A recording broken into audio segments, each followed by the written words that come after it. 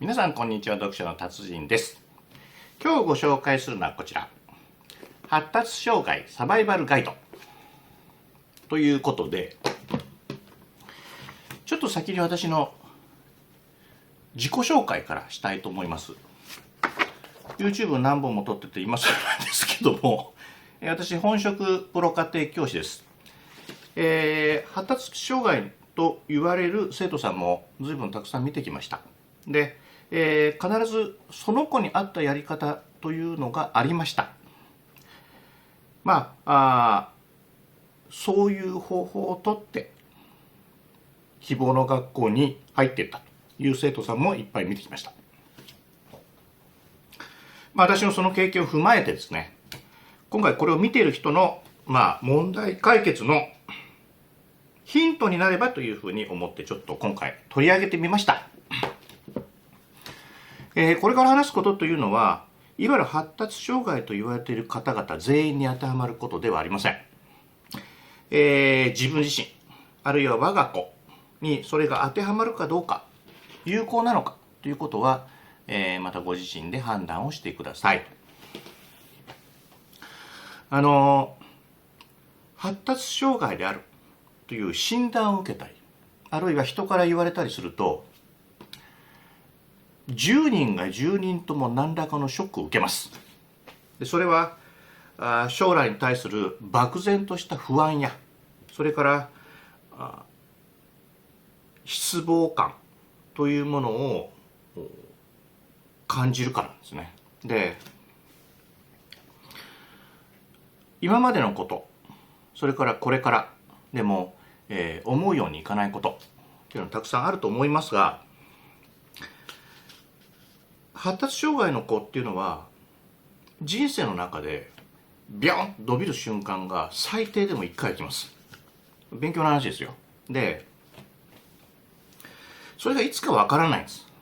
ここがちょっと難しいところなんですけども、小学校入試、中学校入試、高校入試、大学入試、それから就職試験、あるいは社会に出てからの中でビョーンと伸びる瞬間が最低でも1回、普通 2,3 回あるんじゃないかなという感じがするんです。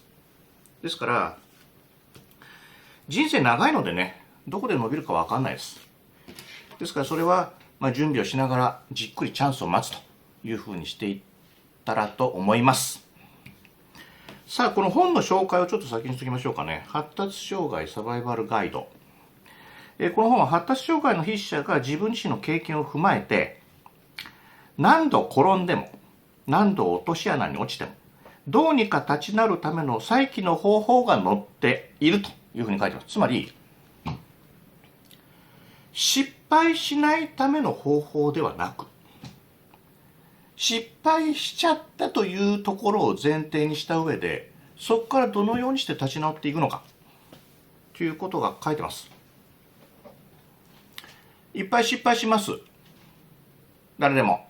でその中でもうダメだ、もうおしまいだと、もう諦めちゃおうかな、もうやめちゃおうかな、そういう気持ちで終わってしまうのではなくて、そこからなんとか立ち直って乗り切っていこうじゃないかという、筆者のエールがふんわりと載ってる本です。ぜひちょっとね、参考にしていただけたらというふうに思います。で、今回私受験指導者なんで、この中で特に、受験に関係するものをいくつか選んでちょっとご紹介していきたいと思います。まず最初に勉強に関して一番最初に僕が言いたいのは、まず本人任せにはしないということが大事です。で、周りの人間が手伝うということがもう大前提ですね。一人でやらせない、または一人でやらない。これ見ている方の中ではもうそうだな、浪人してる、大学受験の方とかもいるかもしれません。大学受験ぐらいになると、親が手伝ってっていうことはあんまりなくなってくるんですけども、そういう場合はやっぱり家庭教師なり、誰か個別の先生なり、第三者、他の人をとりあえず入れるということを前提にしてください。発達障害の子っていうのは、干渉を嫌がる傾向があります。ですから、構おうとするともういやいやこっち来ないでっていうふうになるんですけども、じゃあ一人でやんなさいというふうにするとまず成果が出ないんです。ですからちょっと助けるよ、いやいや来なくていいっていうそのやり取りの中で適度な距離感を見つけながらですね、助けていくと、干渉していくというようなことをしていってください。で、これやってこの本これやってっていうその話をするときにあれこれいっぺんに言わないでください。この本はここまでやったら丸付けしてここに置いといて、でそれを11時半ぐらいまでやって、その後この本やってこうってもう4つも5つも言わないね、これやってじゃあねっていう感じで、任せるというようなことをしてください。で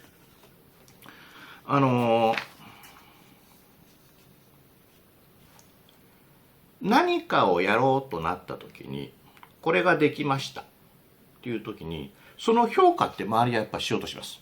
でその時に計算間違いが多いねとか字が汚いねとかっていうそういうところじゃなくて、まずは褒める。でその時に出来不出来の内容ではなくてスピード感を褒めるようにしてください。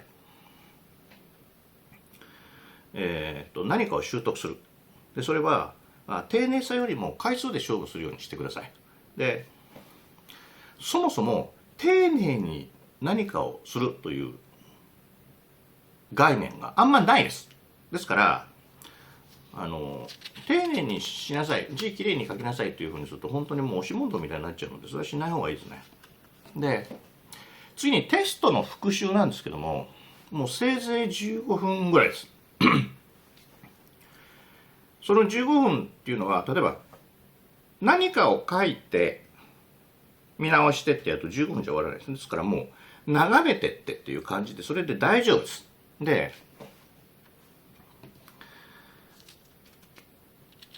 その見直しも例えば点数平均点より何点上だとかしたとか、偏差値目標の学校に対して今偏差値どれぐらいっていうことではなくて、本来今回できるはずだったものがこれができなかったというところを中心にチェックをしていくという復習をしていってください。で、試験官がいる会場で試験を受けますから、ある程度緊張感を持ってやってますからミスはどうしても出るんですけどね。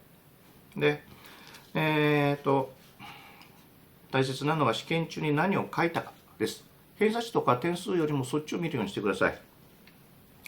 ですから保護者あるいはご本人はどちらかというと今後のためになるべく参考になるような材料を探すということを目指してください。さあ塾とか予備校のカリキュラムはついていけるところまでついていけたらそれでいいです。無理やり一生懸命それにしがみつくようなことはしないでください。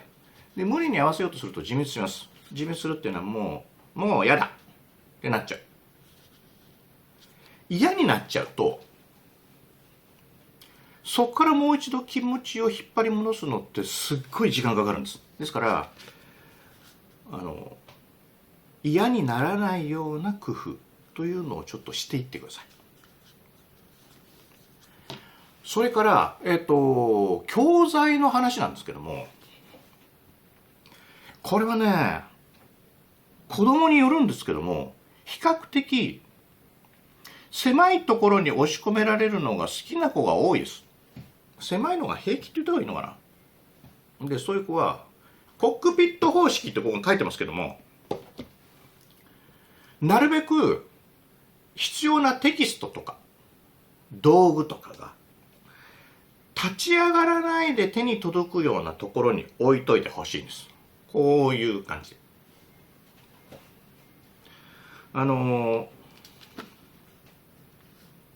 リビングで勉強してる子がいます。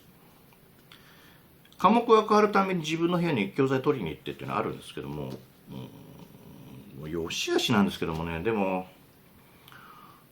もしも許せばですけども、こういう感じの状態のものをちょっと作ってあげたらいいです。これは。で、パッと取るんですよ。これね、一回立ち上がるとやっぱり集中力切れちゃうんですよね。どうしても。で、なんか飲んだり食べたりして、なんかちょっと喋ってるうちにもう嫌になっちゃうんです。ですから立ち上がらないような工夫をちょっとしてみてください。で、勉強してて、もちろん点が取れるように目指すんですけども、満点は目指さなくていいです。ミスがあるからなんです、これは。で、まずは得意科目から手つけてください。得意科目で 8割、9割、それ以上というふうにだんだん上げていくと。で、通常はですね、受験って言えば、いろんな科目あるじゃないですか。普通は苦手科目から手をつけていって、平均的に全科目が平均点が上がるような感じにしていくのが、受験での一般的なやり方なんです。ところが、発達障害の子というのは、苦手科目が本当に苦手だから点が悪いんです。ですから、伸びにくいんです。同じ時間をかけるんだったら、得意科目の8割を9割にする方がまだ上がる。で、そこは、得意科目を伸ばすということにエネルギーを注いで大丈夫です。最終的には全部できなくちゃいけないんですけども、先にそっちから手をつけるようにしていってください。で、とにかくもうこれ以上ないというところまで応用やってください。得意科目は。それがいいです。で、勉強するときに、シャーペンで、あるいは鉛筆で字を書くのが嫌だという子がいます。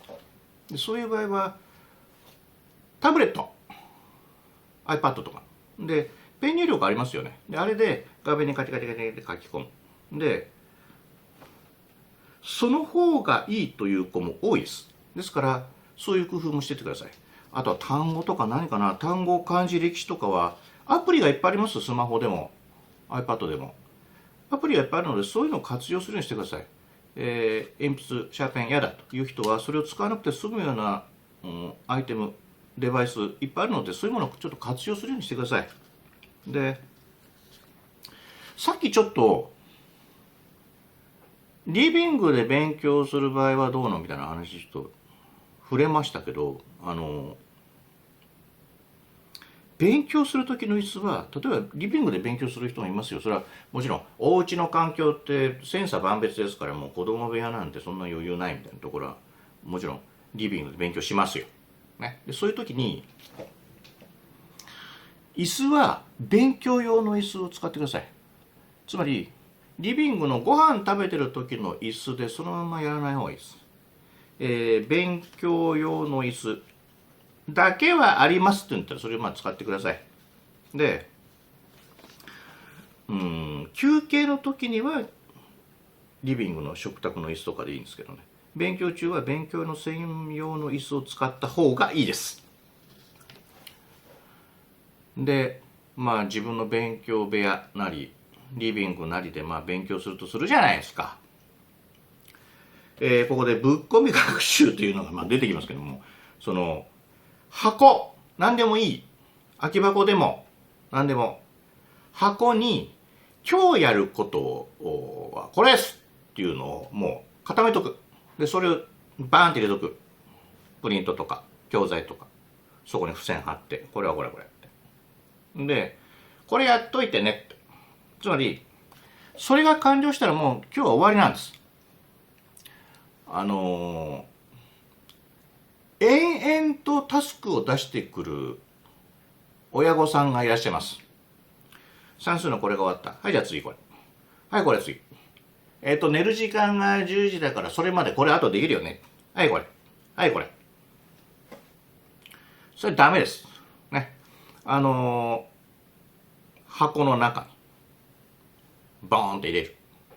でそれが終わったらもうおしまいというようなやり方にしてください。で次もうねいろいろねちょっともう箇条書き的な感じで申し訳ないですけどいろいろ言ってきますよ。次志望校とか次の模試とかっていうあるいは組み分けっていう割と遠い目標じゃなくて今日この本を4ページやるとかっていう身近な目標に集中させてください。で志望校の話をしても子供は心動かないです。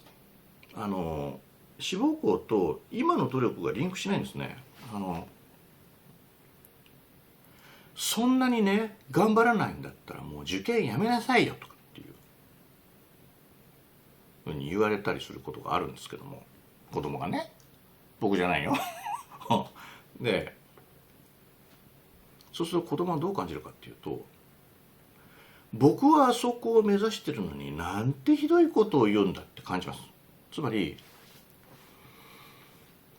今日努力してない、勉強してない、勉強やだやだって言ってるということと、ここに志望校があるということはつながってないんです、全然。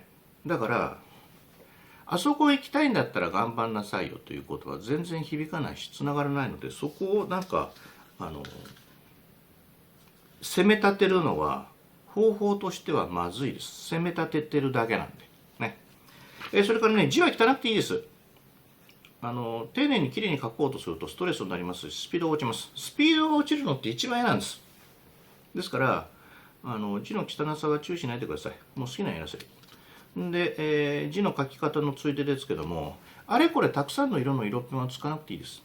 もうなんならもうシャーペン鉛筆で丸付けしてもいいんですけども、それと塾とかに提出するときにおいおい鉛筆で丸付けしたのかって言って怒られるんで、まあ丸付け直しぐらいは赤ペンでやってもいいですけども、蛍光ペン使ったり、緑のペンだとかなんだとかっていうのは別にしなくていいです。もう好きな人はやっていいですよ。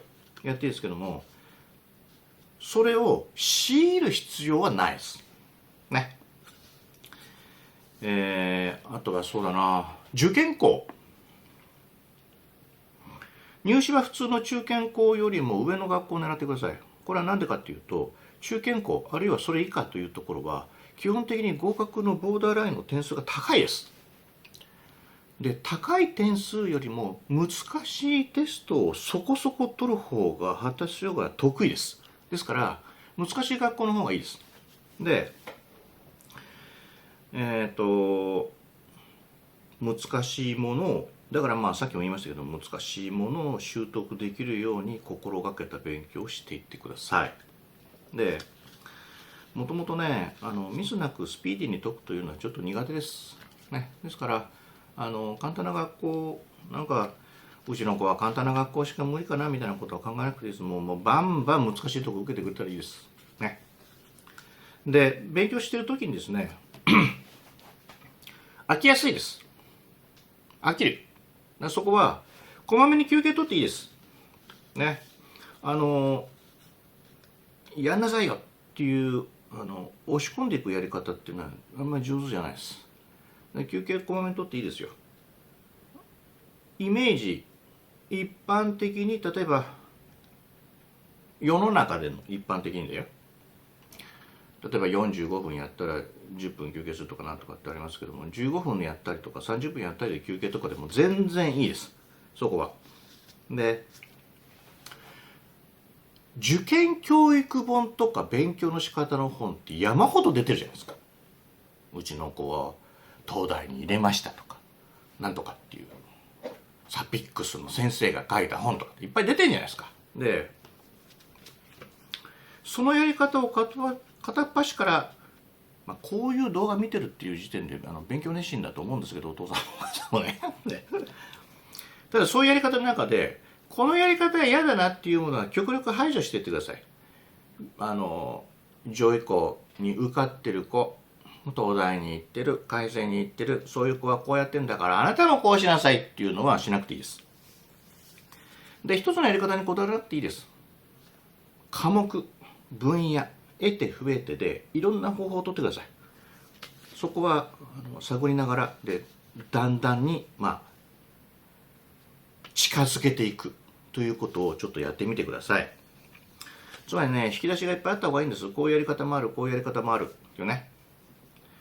で、受験に向けて過去問入試問題解きますけども、これは8月1日ちょっと早めに始めてください。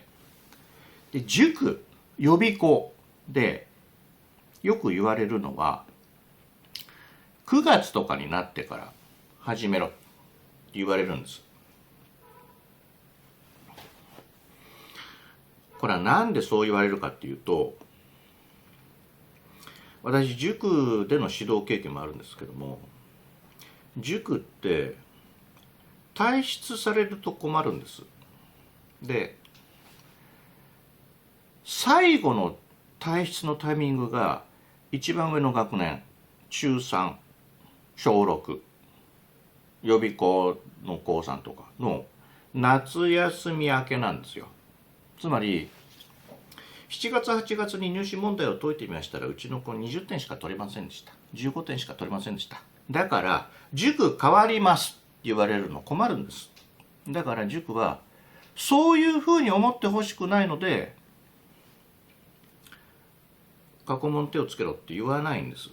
ただ、じゃあ後から間に合うのかっていうと、もう突拍子もない量を9月10月あたりに急に言ってきます。もう1週間に5個10個解けって平気で言ってくるんですよ。それは、子供を追い詰めてしまうので、早めに勝手に取り組んでください。塾に内緒でね。でもちろん分かんない問題ありますよ。で、お家でなかなか解説できないと思います。それは個別の先生とか家庭教師とかちょっと頼ってください。で、この頃になると、この頃っていうのはだから入試の半年ぐらい前、どういう勉強法がいいのかとか、このやり方で合ってるのか、この志望校で今のこの成績でこの理解度でこのやり方で合ってるのかなっていうのは、なるべくプロの先生と相談した方がいいんですけども、その際なるべくベテランを選んでください。塾というのはブラック企業です。ものすごいブラックです。ですから50代60代の先生っていないでしょ。あれはもう持たないんです、体が。ですから20代30代40代がいるんですけども、やっぱり20代30代ぐらいですと発達障害の子を指導したという経験がまだ浅いです。ですからせめて40代ぐらい、つまり室長クラスの先生にちょっと相談するようにしてください。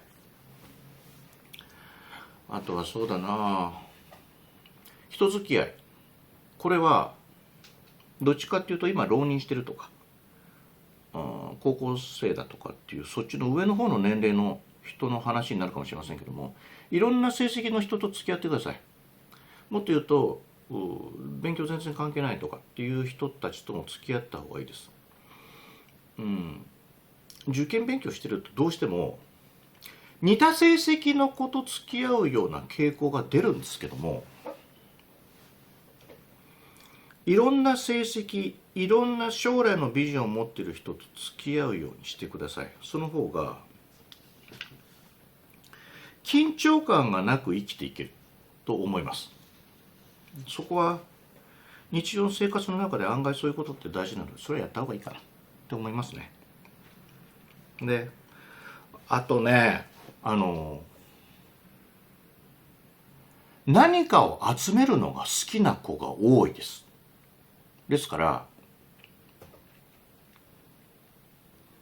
算数なら算数、理科なら理科、世界史なら世界史、何でもいいですよ。成績とか順位とか、何か自分でこれと思ったものを書き留めて書き溜めていく習慣。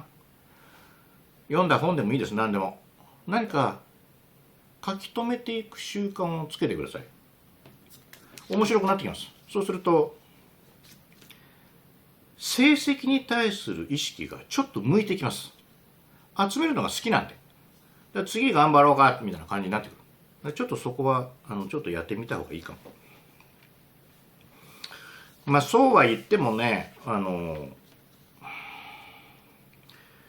ういうことを全部実践しても、まあ入試は落ちるときは落ちます。で、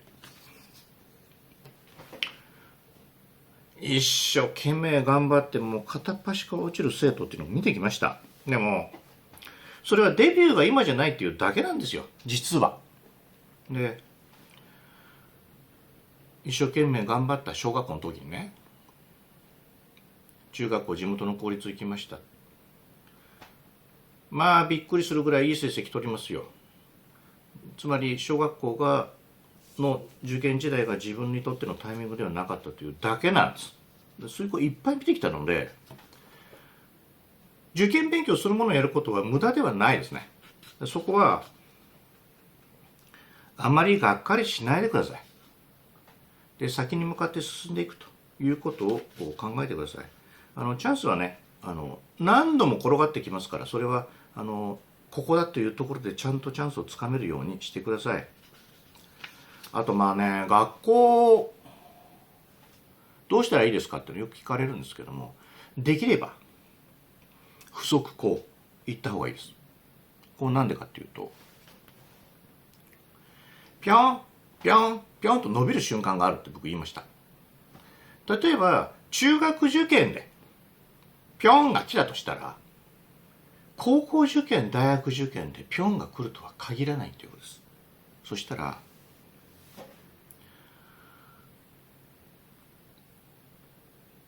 なるべくなら上に大学があって、もう受験勉強以外の勉強、英語やったりとか、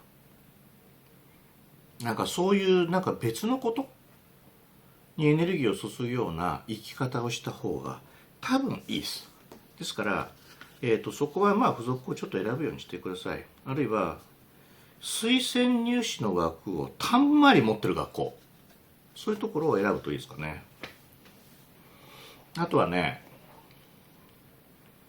夜更かし深夜まで起きるのを子供がやりたがって親がやめようとしてで、まあ喧嘩になってっていうのを聞くんですけども、ある程度はそれも自由にさせていいです。本人がこうしたいというのであれば、それはもうある程度自由にさせてください。明け方まで起きてとかって昼より全く逆転してっていうのはちょっとあれですけども、ある程度深夜まで起きるのはもういいですよ。ね。で、自由に勉強するという感じ。まあここまで話して、まあ学校選びの話とかも今しましたけども、親の世代、40代としようか。親の世代と現在の受験事情では全然違います。例えば早稲田出たお父さんね、そのお父さんが18歳の時、タイムマシン過去に戻って、そのお父さんが18歳だった時のその人連れてきて今受験させるとするじゃないですか。まあマーチも受かんないですよ。受かんないです。で、それぐらい受験ってハードになってるんです。つまりやらなきゃいけないことも多いし、習得しないことも、習得しなくちゃいけないこともレベルが高いです。ですから俺の時はこうだったっていうことはまあ通用しないと思ってください。それぐらい大変なことを今子供たちってやってます。で、今の情報をちゃんと掴むようにしてください。なんなら一回入試問題解いてみたらいいんじゃないですか。大学受験でも中学受験でも、まあ社会科とか理科でも、まあ半分も取れないですよ。半分取れないです。全然取れないです。で、そこはこんなことやってんだっていうのは、まあ一回ちょっと見てみてもいいかもねと思います。さあちょっと環境の話とかもしとこうかな。雑音嫌がる子多いです。で、耳栓を買ったりとかっていうのはあるんですけども、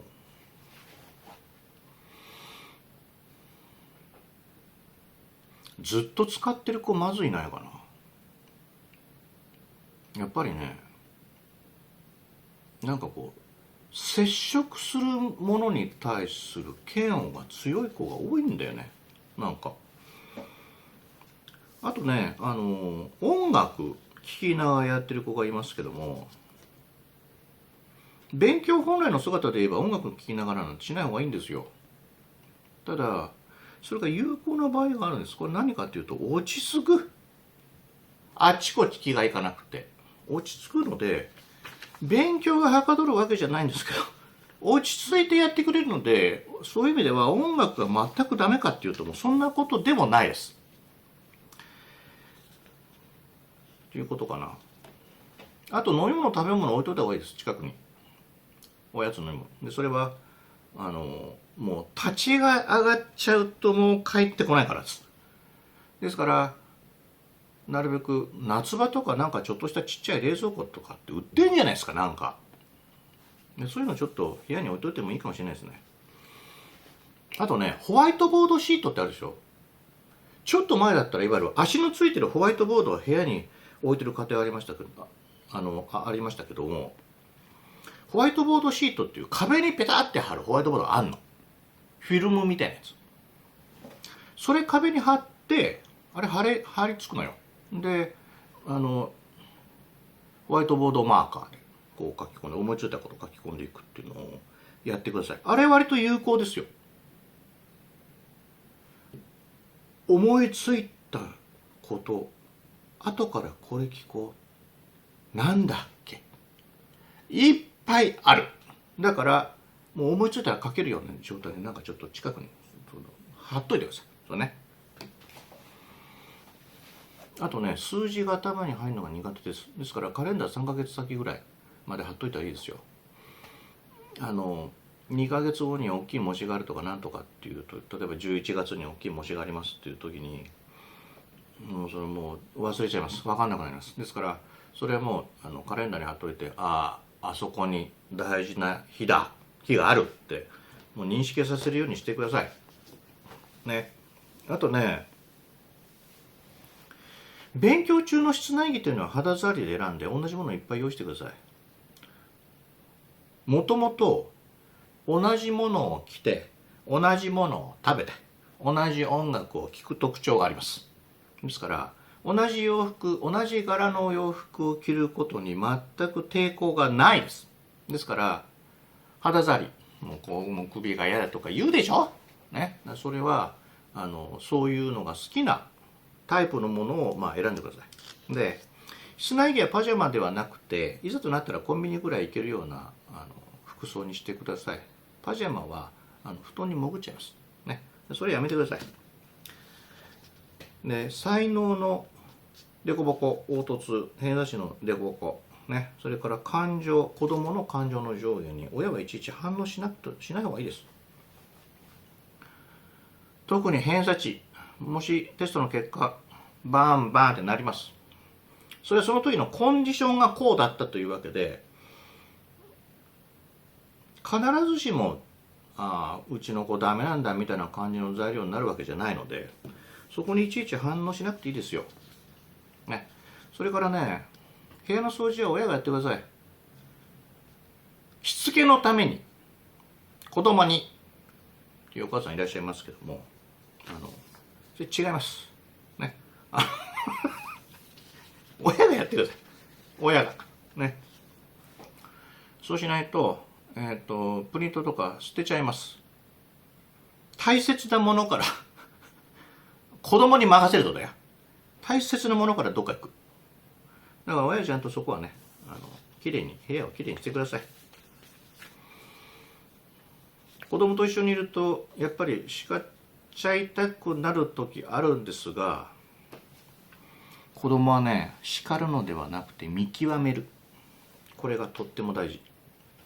それはなぜかというと、叱責は1ミリも届かないからなんです。叱責は届かないっていうのはちょっと肝に銘じておいた方がいいですよ。で、親がもうお母さんとかもう子供の前でもう涙ポロッと流して泣いて見せたり怒って見せたりっていうのはふーんぐらいしか思ってないですよ、子供は。で、もっと冷静に現状分析して何をしたらいいのかなっていうことを考えた方がよっぽどいいですね。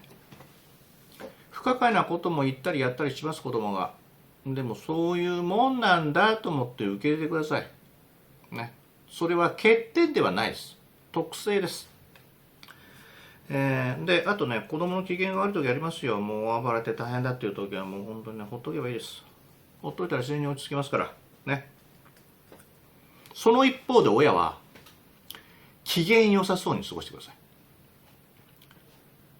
機嫌悪い親というのを、この発達障害の子というのは信用しないです。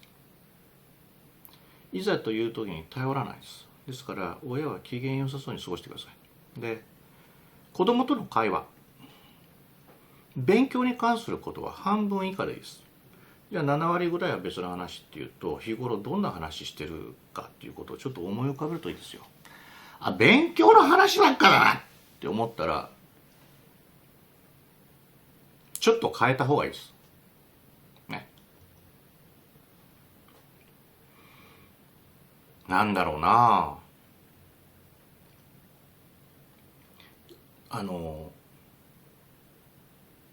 普通の世間話でいいんですよ。この間あそこに新しいパン屋ができたからちょっと行かないとか、靴下に穴開いてるよとかね、そういうのでいいんです。そういう話をね、混ぜてってくださいね。発達障害の子供だという場合、親も発達の毛があるということがたびたびあります。で、医者とかカウンセラーのアドバイス、あるいは相談っていうのはちょっと受けた方がいいです。抵抗ある人もいるかもしれませんけども、今いっぱいいますよ。そんな珍しい話じゃないです。パーセンテージで今出せるぐらいの数字ですから、そんななんか、いやそんなの抵抗あるよなんて思わなくていいですよね。周りの人とあんまり比べない方がいいです。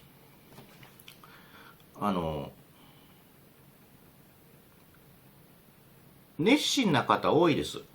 お父さんお母さんで、こうやったらうまくいったっていうのもいっぱい見たり聞いたりしますよ。でそれを、他人の成功例を自分の子供に押し付けない、他人の親の成功例を自分に押し付けない、親側にもね。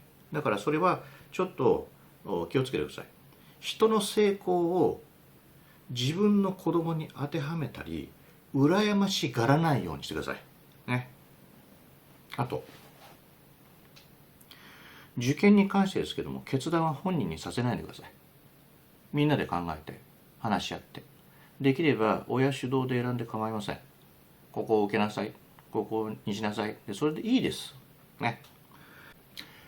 声かけは頑張れ、やりなさいということではなく、そろそろ休めという声かけをするようにしてください。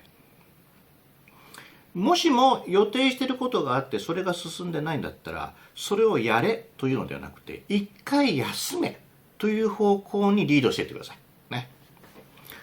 もうちょっと疲れたし、もうちょっと飽きちゃったから一回もうやめましょうっていうのは決して悪いことではないですね。でそこはちょっと理解して受け入れてくれるといいかな。家族はね、それいけやれいけっていうふうに押すんじゃなくて、適度にほっとくのがいいです。放っておく方がいいです。追っかけて押してプッシュして、さあいけやれいけっていうふうにすると、子供っていうのは敵視する時があります。親を敵ではないと認識させないといけないので、そこは気をつけてください。で、あとはそうだな、これは浪人生とか、18歳以上の話かな。自分で一人で反省するよりは、自分の反省を語る相手を見つけといてください。こうすればよかったって、それがいた方がいいですね。で、反省とか改善っていうのは人の手を借りた方がいいです。単独ではちょっと収集がつかなくなります。最終的にもういいやみたいになっちゃうことが多いので、そこはちょっと気をつけてください。発達障害じゃない人と同じことをやろうとか近いことをやろうとかしないで、ゆっくり対処するね。必ずいい時が来ますね。投げ出さないでほしいです。で、一つでも参考になることがあれば嬉しいと思います。いい本です。この本にね、どういう言葉が一番いいかなと思って見たんですけども、結局